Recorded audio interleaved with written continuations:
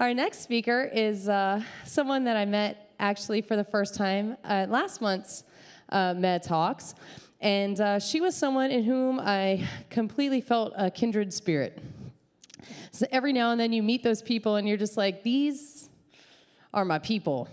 Erica Parsons is one of those people that I met, and I was like, we're going to be friends.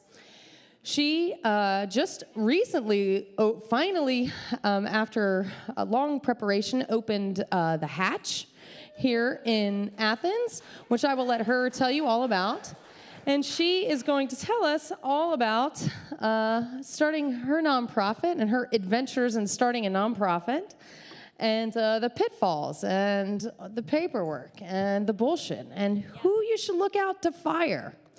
And many other adventurous things, I'm sure. She told me that she's nervous. So let's all show her lots and lots of support, and just whatever we can do to help you, please let us know. Here's Erica.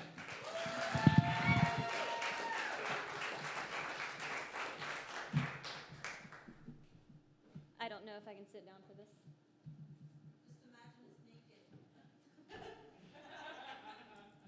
That's a terrible idea. So what's really funny, talking about mediocre, is I stayed up all night preparing an hour-long talk for a 30-minute presentation. And also when making my slideshow, I did my title slide and couldn't come up with a good enough title.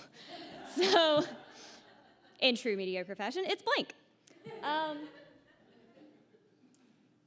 I'm going to start a timer so I don't talk for an hour.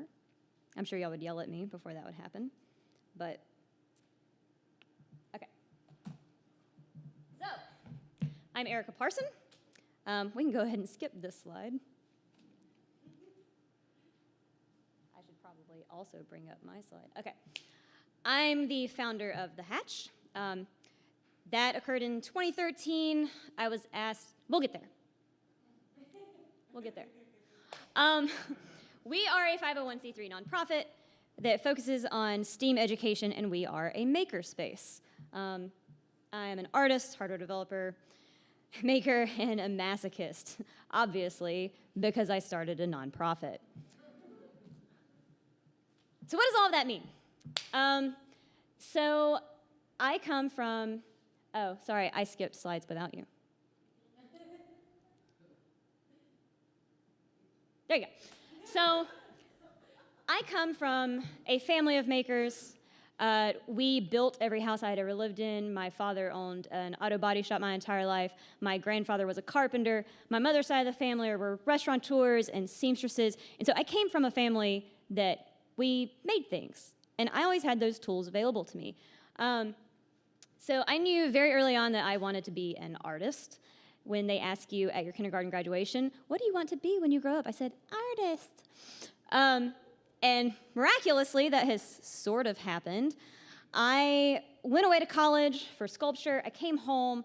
I was going to be a partner in my father's body shop.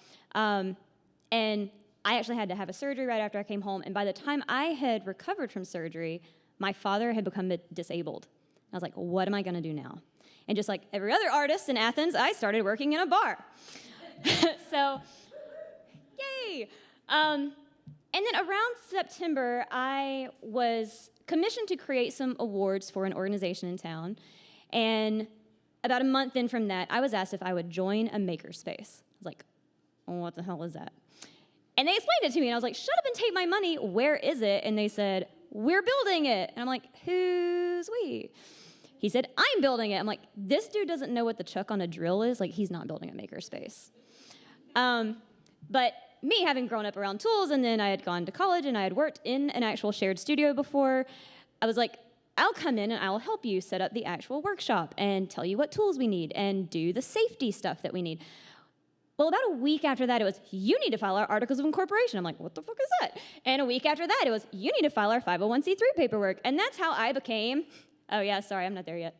That's how I became the founder and executive director of Athens Makerspace. So what is a makerspace? We're essentially a shared studio. We provide the space and the resources for professionals of all different disciplines to have a space where they can come together, educate one another, collaborate in ways that are not generally available in a professional environment, and hopefully come up with life-changing innovations.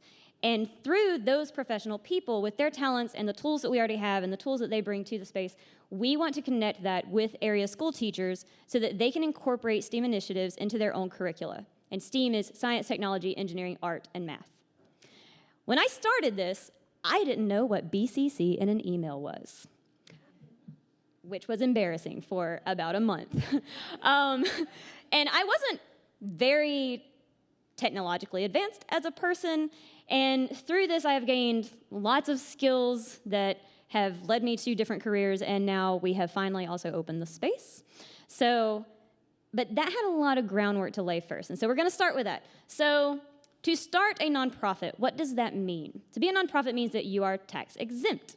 You don't pay taxes. People can donate money to you, and that is also a write-off in their taxes. And the reason that is essentially you are providing the community with a service that the government is not having to provide. So to get your nonprofit status, you have to prove to them that you are fulfilling some type of service. We are an educational nonprofit.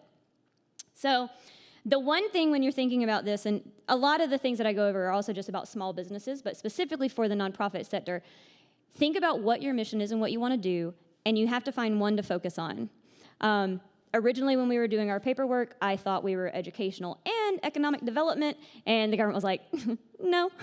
So I was like, well, I care a lot more about educating kids and like showing them how to build robots and stuff and doing 3D printing than I do about like making money. Obviously, I started a nonprofit. So getting into the paperwork, this is where a lot of people get, and good, now you're there. A lot of people get overwhelmed by this, and I've heard horror stories from people that they pay a service to set up their nonprofit, they pay thousands to lawyers to set up their nonprofit, and it's not needed, but it's really daunting when you don't have someone to guide you. And I was lucky enough that I was thrown into an environment where I had access to a wonderful lawyer. Her name is Jenny Morris. Technically, she's a family lawyer, but she still does lots of things to help startups and small businesses and nonprofits. She loves nonprofits. And she assisted me in doing my initial paperwork. So in paying it forward from all the help that I received, because I had all these people around me, I am providing you with all of our nonprofit paperwork. You can take it, you can copy and paste your information into it. You can do it like a 5th grade book report so that you can just rewrite it to where it applies to you instead of my subject matter. And hopefully we will get you down the road to success. I filled out my paperwork in a week. It took me 2 months to mail it off because I didn't have any money, but I got a donation for that money, mailed off my paperwork, and we had full tax-exempt nonprofit status in 4 months' time. We didn't have a single revision that we had to remake, and all of that is because I had all this help from other people around me that gave me an example to go off of. So in going over that paperwork, the first thing you need is your articles of incorporation. A nonprofit organization is technically a nonprofit corporation first. So you have to incorporate, hence articles of incorporation. The first time, it's $100. You can go to that website and file it. Later on, I have a link that has all of our paperwork in a list and how to fill it out. So you can take my articles of incorporation, put your information into it, and then send it off to them. And literally in 24 hours, you will have your approved articles of incorporation. And then ta-da, you're a nonprofit, technically. The one caveat to that is on ours, our registered agent is my lawyer because she made it for me.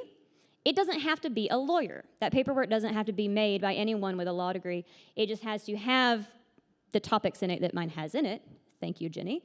And your registered agent has to be someone within your organization with an actual physical address. So it can't be a P.O. box. It has to be like, if they need to come give you something or serve you papers for anything, they know where to find someone within your organization. So next slide. So now you've got your orders of incorporation. Technically, you're a nonprofit. Let's go get some money. You need an EIN number. I think technically an employer identification number. That's the link to go get one. All you have to do is go to that link, put in your information, and they will email you immediately with your EIN number, unless there's something wrong with your paperwork. I missed one key point. Before you file your articles of incorporation, Google your name. Google your name before you even think about it. Don't get set on something you really like because somebody might already have it. And I believe in the paperwork that I sent to you, I have the link to where you can actually check for registered nonprofits to make sure you're not that. The first time we sent ours in, I wanted the Hatch. It was already taken. So we are Hatch Athens Incorporated, doing business as the Hatch. The Hatch is our name. So after you have your EIN number, you can go to the Athens Clarke County Business Office and get your occupational tax certificate, which is your business license. And now you are full on. You're ready to go. You can accept donations from people as long as you tell them, technically, I don't have government approval, but I intend to get government approval, and they can give you money, as long as you tell them that. So now go get yourself a bank account. I started out with a big bank. I did not like my big bank. They were terrible. They had massive fees. They didn't help me with anything in terms of telling me like, oh, well, for a nonprofit account, we can do this for you. I never got notifications whenever there was something going on with my account. And so I moved it 3 years ago to Athens First, and it's amazing. They have a zero fee checking for nonprofits. I go in and I actually talk to my banker who I listed here. Her name is Peggy. She's amazing. I suggest all of you, honestly, even if you're not starting a business or getting a nonprofit, get a personal banker. It's the people sitting at the desk. Those, you're not getting a loan or anything. They're there to serve you. You don't have to go up to the counter. And so then anytime something happens, I got stranded in Las Vegas once without use of my debit card, and I called Peggy on the phone, and she did her magic and fixed everything so that I wasn't homeless in Las Vegas for 3 days. So, and I'm like, if I didn't have her, I'm like, I don't even know who to call. First, I tried the customer service number on the back, but we all know that's pointless. So now that you have all this, go get yourself a personal banker. I suggest getting Peggy at Athens First. Next slide.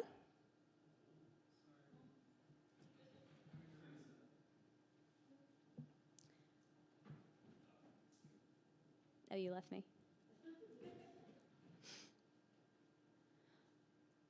So hooray, we're a nonprofit. Now for the really fun part, right? Next slide again. All the paperwork. All the paperwork. Paperwork for days. And this is the part that people spend lots and lots of money on that you do not have to spend lots and lots of money on.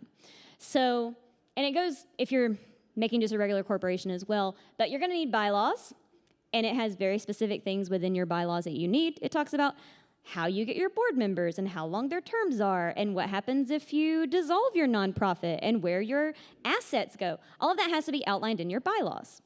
After that, you also need a conflict of interest policy, which is like, hey, we're not, washing hands and doing dirty deals and things like that in back rooms and places, essentially. Anti-discrimination policy, anti-terrorism policy. We don't do any of that at the Hatch. And then Form 1023, and luckily for you, it's now the EZ. That is your 501c3 form. When I did this, it was 98 pages and addendums and articles that you had to fill out and schedules, and you had to do 3 years worth of a budget. I didn't have a budget. I had no idea what I was doing or what any of my programs were. I started this paperwork literally when I started the nonprofit. So we had not had a single event. I had no idea what the community was going to actually want us to do yet. And I had to come up with 3 years worth of a budget. Luckily for us, the IRS doesn't actually need a real budget with real money. It just has to be your projection of this is what our mission is going to be. This is how we're going to fulfill it. This is the money that we're going to attempt to use, if we have any, to actually fulfill our mission and provide the service to the community. The Form 1023 EZ is all online. Originally, you had to print it all off, put it in an envelope with a money order, actually mail it to someone, and they had to go through it physically, which is a total waste. I also spent $70 just printing the paperwork off. It was stupid. But now you have Form 1023 EZ. It's all online. You can go, I should have put the link there too. You can Google it. And I recently had to fill this out again for someone, and it took me 2 hours, maybe, which is way better than literally the 4 days that I spent filling out this document. It's also cheaper. Originally, it was $400 to file your 501c3 paperwork. Now I think it's $250, which is way better. So at this point, you're only about $400 in to be a fully government-recognized nonprofit instead of thousands to a lawyer that does nothing for you, and then you lose all your money, and you still don't have an organization at the end of the day. So this is the link to where all of this paperwork is. There's also a guide that goes through step by step. This is how you do this. This is what you need to Google.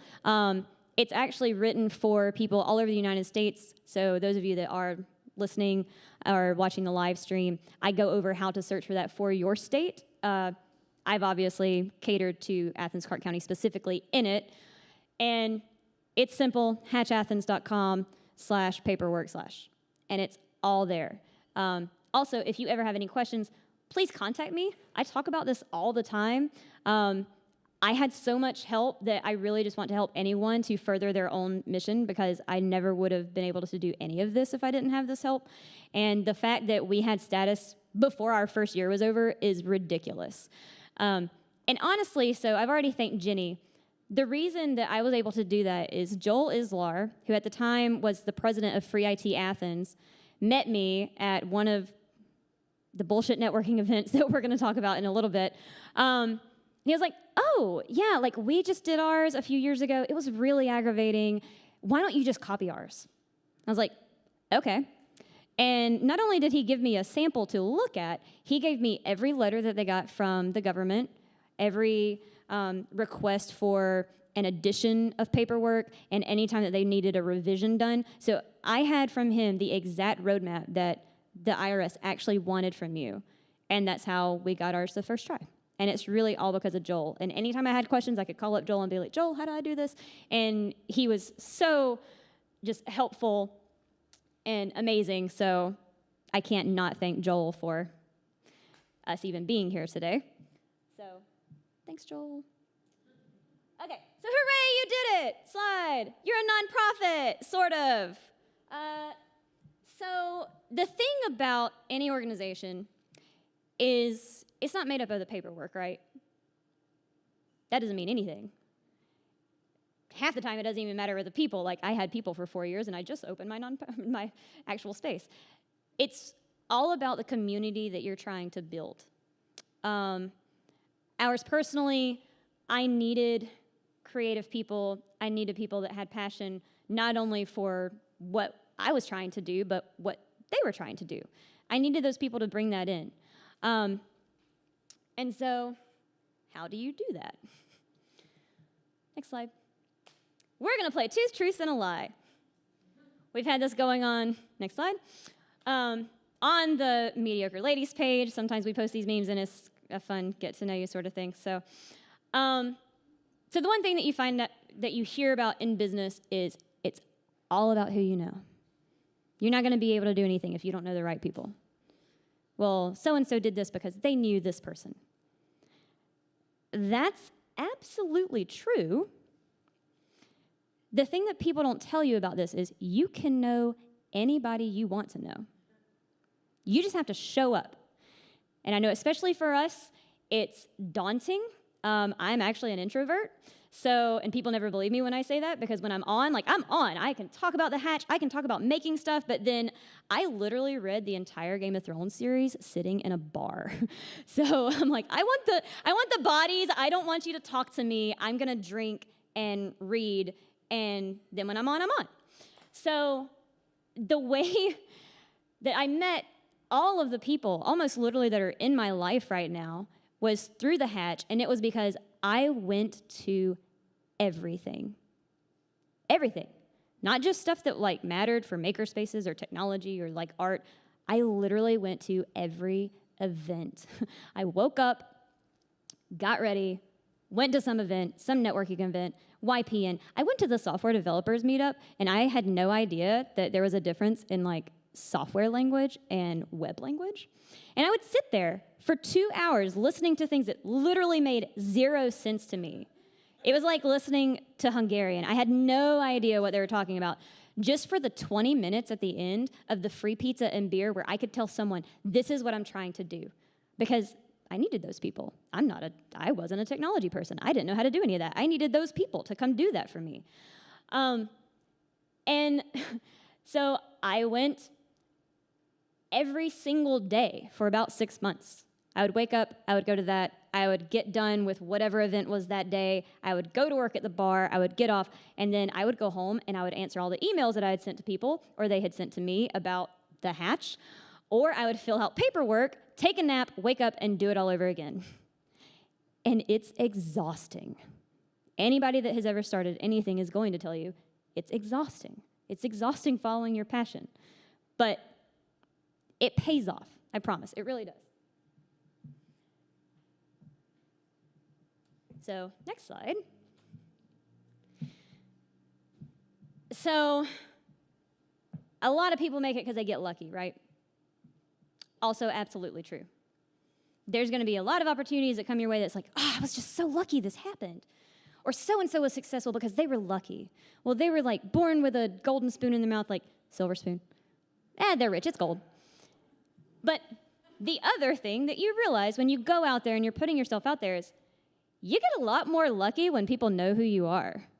And you get a lot more lucky when you're in these places that people are hanging out and they're talking about something that you can be like, oh, hey, I know something about that. Or, hey, I'm doing this too. Like, do you want to work together? You get a lot more lucky when you open yourself up to that opportunity as well. So one of the biggest reasons why we are a 501c3 nonprofit is because a man named Ben Doherty gave me the money to file our 501c3 paperwork. That's why it took me 2 months to file it. But he met me at another bullshit networking event where I was miserable because I'm like, I don't want to do small talk with you. But for Athens, he was dressed the wrong way. It was like a small businessy startup culture type of young professional. I don't think it was an actual YPN event. YPN was some great stuff for me, actually. But in the South, we like to imagine that success looks like a suit and tie and a nice haircut, and that's not what Silicon Valley is. That's not what half of the tech in Atlanta is. And especially now having worked in those places, I'm like, the CFO of Salesforce came to meet us with like riding a skateboard and carrying a suit jacket over his shoulder while wearing Bermuda shorts. And Ben walked in and he was wearing blue jeans with a t-shirt tucked into them and a belt, and he had paint on his shoes. And every single person in that room stuck up their nose to him. As it turns out, Ben is the inventor of a device that does DNA testing and works for a molecular diagnostic company in California, and he loves us, and now he's one of my best friends. But he didn't look right for them. So not having your guard up and talking to everyone is one of the best ways for you to get lucky. Throwing yourself at your passion is a way to get lucky. So whenever I started the Hatch, we didn't have anywhere to live, and I was actually operating 4 events once a month, a 4-hour making event once a month, in the basement of a building on Research Drive. It was the old DFACS office, and they were willing to allow me to use it for that event once a month. And we had people coming every single month from a 140-mile radius, just coming to make stuff for 4 hours with other makers, and I was like, oh, there's something going on here. But at one of those events, someone showed up that was looking for someone that could do research on military projects and could design hardware and knew how to solder and knew the tools and can organize a lab. And I was like, oh, hey, I can do that. And the only reason I knew how to do that is because I had thrown myself at my passion. I had learned everything that I could. I went from not knowing what BCC in an email was to designing circuit boards. And I'm still not a very good coder, but I'm pretty good at Arduino, and I can make stuff light up, and I at least have enough that I can help the people that are in my space. And it made me the exact person that they were looking for. And out of all of the people that were at my hackathon that night, I was the only one that was actually qualified. And so then that ended up being a 2-year job in Silicon Valley. I stayed here, but my job was there, and led actually to a lot of job opportunities for some other people that are friends of mine now that are moving to California, all because I really cared about teaching people how to make stuff and giving them access to that. And so, last bit is, I have no idea what I'm doing. This is sort of a lie. I know what I'm doing with a lot of things. When I first started, I had no idea what I was doing. But the more events that I went to and the more people that I met, the more I realized nobody knows what the fuck they're doing. So the key to that, though, is that you may not know, maybe nobody personally that you know knows what that information is that you need at that moment, or how to do that thing that you need to know how to do. Somebody in your periphery is an expert at it, and all you have to do is ask. So everybody has that talent. That's the entire reason that we're here. We're here talking about 30-minute things that we're all experts at. And we had no idea that we had the accessibility to that type of knowledge and the help. And all of us so far have been crazy enough to get up here and talk about that with you. And obviously, we talk about it on a one-on-one basis. And everybody that has that skill wants to help. Everybody had somebody help them to get them there. And we all have that pay it forward mentality. Like, I want to help you. I will tell you how to do this. I will show you. Most of us do it for free. And so all you have to do is ask. And ask everybody. I talk about the Hatch literally everywhere that I go. My friends hopefully are not annoyed because they get some of the free benefits of it, but I'm on vacation and like drinking in a bar, and I run a nonprofit makerspace in Georgia, and it's amazing. And through that, like, we have gotten asked to do so many things, and we've done workshops and worked in museums, and we've had the opportunity to work on large-scale art installations. I went to the White House. It's insane. And it's all because I asked people for help, and I went to events, and I said yes over and over and over again. No matter how tired I was, I just did it. The bad thing is learning how to say no after that, because I still have a problem saying no, and I'm like, oh my God, like I can't put more things on my plate, no matter how many that I want to. But that's how we got here, and that's how we ended up making this culture of people that are the same way. Everybody at the Hatch wants to help everybody. We do not... I haven't had to fire people because they fire themselves. We built a culture of inclusiveness, and we do not tolerate misogyny or racism or even just being an asshole. Like, I mean, we're all kind of assholes, but not like really. And anybody that comes in and acts that way, or they act like they're better than the other people that are there, or they act like they have some reason that we should be kissing their asses, we're like, that's not really how it works here. I mean, we don't even interrupt the children in the space. Like, if somebody's talking, it's like, they've got the floor right now, like, hold on. Violet is telling me a story. Yes, Violet. And so the kids also know, like, well, if they're giving me that courtesy, then I also have to give the adults that courtesy. And so many innovative things happen in that space, and it's because all of us have that attitude. And people wean themselves out very, very quickly when you encounter people that are like that. They're like, oh, yeah, that joke didn't go over so well, or that sexist comment didn't really work. Or if you completely ignore the executive director because she's an 87-pound female, maybe you can just like, so, and I have gotten it. I am a woman, and technically I am in tech, and people do think that, oh, well, I helped you with this, so you have to like me. I'm like, no, I don't actually. You can also. And they leave. It's amazing how saying no to people that are like that works. And sometimes you don't even have to say no. You just kind of don't talk to them at all. And they either learn from that and they stick around and then they're really good contributors to the space, or they just get the fuck out. So, and we're okay with that. And that's really kind of it. One thing about Athens, since here's how to navigate the bullshit of Athens. Technically not bullshit. The whole thing about going to events every single day is because they're there. There are so many things going on, and there are so many meetups, and there's more than 300 nonprofit organizations in this county alone that you can email them. You can do the search when you're looking for your own name and be like, oh, well, that looks like one that maybe I want to talk to. This looks one in Athens, Clarke County. And go to their website, find the contact form, and just shoot them an email, but be like, hey, I want to pick your brain about X. Can I take you to coffee? I've literally never had anybody tell me no. So it's really it. Use the resources that we've got. We have a lot of creative people, and we have people that want to help, and obviously we have you guys, and everything going on every single day of the week overlapping like this. There is absolutely somebody out there that can make sure that you're able to follow your passion the way that I was able to follow mine. So, questions? Do I have time for questions? Probably not. I have 2 minutes. Yeah. Okay.